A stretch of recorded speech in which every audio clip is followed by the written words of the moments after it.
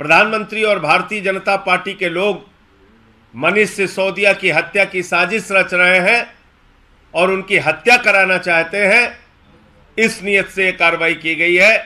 मुझे इतनी बात कहनी थी। आप लोगों के कोई प्रश्न हो तो आप पूछ सकते हैं।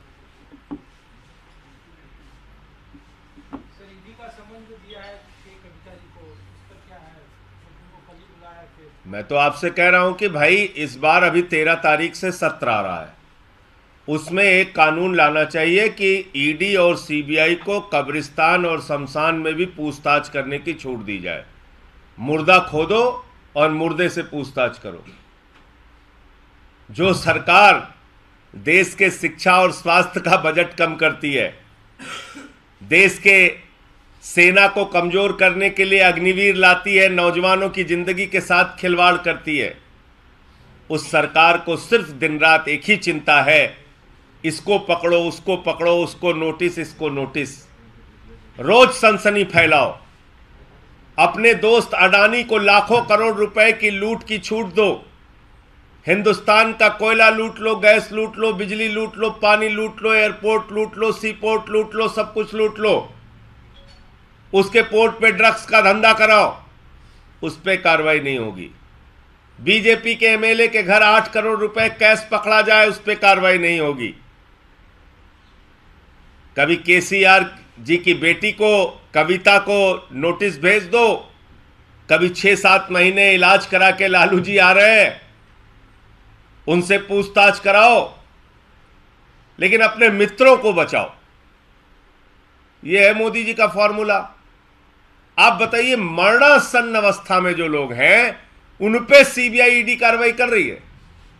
गंभीर बीमारियों से ग्रसित जो लोग हैं, जिनको डॉक्टरों की सलाह पर कहा गया है कि भाई इनको अभी सुरक्षित रखना है, लालू यादव जी से सीबीआई पूछताछ कर रही है। और वो देखिए, भाजपा का एमएलए 8 करोड़ उसके घर पाया गया, छूट के बाहर हो गया। जमानत उसका बेटे के घर पाया गया, जमानत हो गई, निकल गया बाहर। ना ईडी गई, ना सीबीआई गई। तो अगला कानून प्रधानमंत्री जी को इसी सत्र में लाना चाहिए। ईडी और सीबीआई को मुर्दों से पूछताछ की छूट दी जाए। जो लोग कब्रिस्तान में दफना दिए गए हैं या शमशान में जला दिए गए हैं, उनकी हड्डियां लेकर दिन भर रात भर पूछताछ करें, और अगर वो लोग भी जवाब ना दे तो यमराज से पूछताछ करने की छूट दी जाए। जब ऐसे पागलपन की सरकार चल रही है, जिसका दिमाग ही फिर गया है, दिमागी संतुलन ही जिस सरकार का काम नहीं कर रहा है, बिगड़ चुका है, इन लोगों के बारे में क्या कहा जाए। इनको तो इलाज की जरूरत है। किसी पागल खाने में जाके इस सरकार के लोगों को, इनके अधिकारियों को अपना मानसिक इलाज कराना चाहिए, और फिर शिक्षा, स्वास्थ्य, बिजली, पानी, देश की तरक्की के बारे में कुछ सोचे, कुछ विचार करें, कुछ काम करें। मैंने बताया तो शिक्षा स्वास्थ्य का बजट इस सरकार ने कम किया है। अग्निवीर ला के नौजवानों की जिंदगी बर्बाद की, सेना को कमजोर किया है, किसानों को उनके फसल का दाम देते नहीं, महंगाई चरम पर बढ़ाते हैं। काम कुछ देश के लिए करना नहीं है, देश को खाली अपने एक मित्र से लुटवाना है।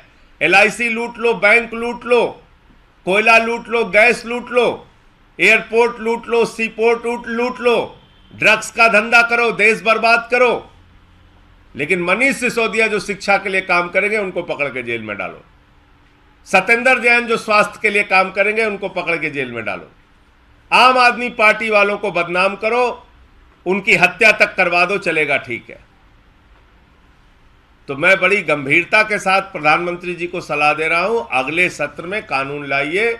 ईडी सीबीआई को दिन रात इनकी संख्या भी बढ़ाइए, बजट भी बढ़ाइए।